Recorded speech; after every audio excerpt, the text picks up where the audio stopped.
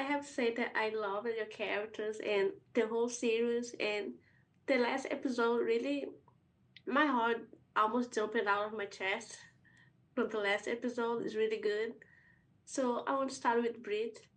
David's search starts because of Rachel, and she ends up at the center of everything without realizing it.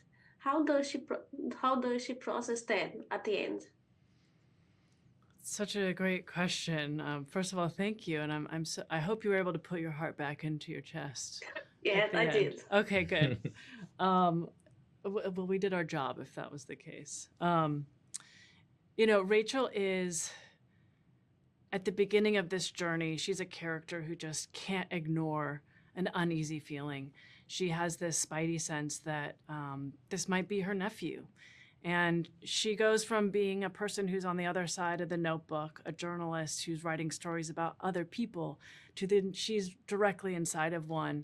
And she's just had this trust and conviction that David has been innocent all along. And of course, it comes full circle at the end, and we kind of understand all of the pieces in hindsight.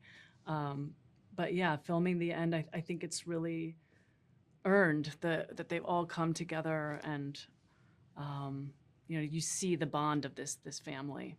And Sam, David spends the whole story fighting to clear his name and get his son back. When he finally does, what does it cost him emotionally to get there? Um, well, the whole series is this big epic quest.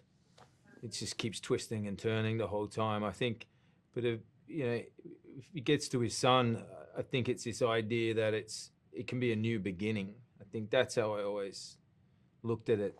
Like, it's driven by hope. We don't really know what tomorrow is going to bring us, so we just have to live for today. And I think at the end, it's as simple and as easy as that. You hold on to the things that are dear to you because you don't know if they're going to be gone tomorrow. And for you both, when the truth about Hayden finally comes out, what's the hardest thing for Rachel and David to come to terms with? That they've been played for suckers. He all the way through, that character's trying to help our characters, and then it's a big betrayal in that respect, and then an even bigger emotional betrayal for Rachel, I believe. Yeah, he's someone who has been her, one of her closest friends. She's always gone to for support. So to see that he's been the mastermind behind this devastating, sinister act in this family's life is really, yeah, it's so heartbreaking.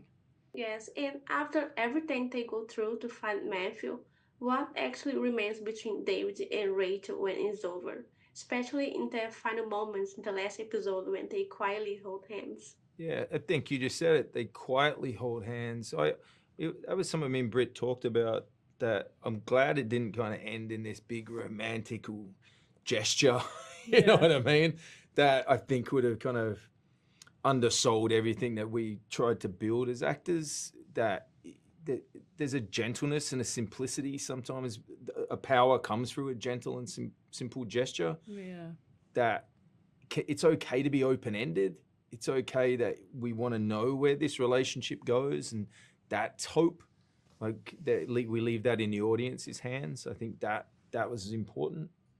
Yeah, it felt earned that these two are just observing their family finally Yeah. together, and just like they've earned that moment, to just have each other's back. And yeah, it's who knows what the future will bring, but I think it's a good foundation. Their friendship is so strong, and they've been through hell together. Yes.